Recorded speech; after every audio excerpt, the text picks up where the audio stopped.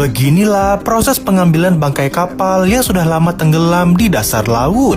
Balon-balon kuning itu ditempelkan ke satu bagian kapal agar bisa mengambang ke permukaan. Dengan teknologi canggih seperti ini, tampaknya barang apapun di dalam kapal itu sangatlah berharga. Tak butuh waktu lama, akhirnya bagian kapal itu pun muncul di permukaan setelah 100 tahun di dalam air. Orang-orang ini akan mencari sebuah lukisan yang konon katanya ikut tenggelam di dalam kapal itu di tahun 1915. Dengan jantung yang berdebar, dua orang ini pun menginjakkan kakinya ke kapal keramat ini.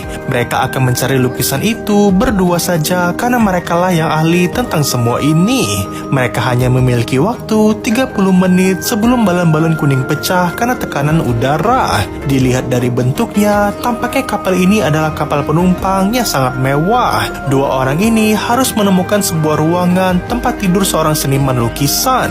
Tapi di sisi lain, teman-temannya di kapal induk mendeteksi ada pergerakan di radar. Wanita itu mengatakan dari gerakannya tampaknya itu adalah sebuah helikopter. Mereka harus memperingatkan teman mereka di kapal, tapi sayangnya radio mereka terputus. Tampaknya ada yang mengacaukan sinyal mereka dan ini adalah bencana besar. Mereka harus menjemput dua orang itu sebelum semuanya menjadi kacau. Di sisi lain, pria ini sudah menghidupkan mesin lasnya untuk membuka lemari besi di depannya. Sementara di atas, helikopter ini sudah dekat dan akan turun ke arah kapal mereka. Mereka sudah tak punya waktu lagi. Siapapun yang berasal dari helikopter itu pasti menginginkan lukisan itu pula. Hingga akhirnya, pria ini pun sudah selesai dengan lemarinya dan mendapatkan apa yang mereka cari-cari selama ini. Dengan perasaan senang, mereka membuka kotak kaleng itu dan terlihatlah raut wajah yang berkaca-kaca. Benar saja, lukisan kepala Yesus masih tersimpan rapi dan mereka sangat tak percaya sekali. Bahkan ada banyak sekali perhiasan bernilai miliaran rupiah di dalam kotak itu. Sang adik pun memukul tangan kakaknya dan mengatakan kita bukan perampok semacam itu.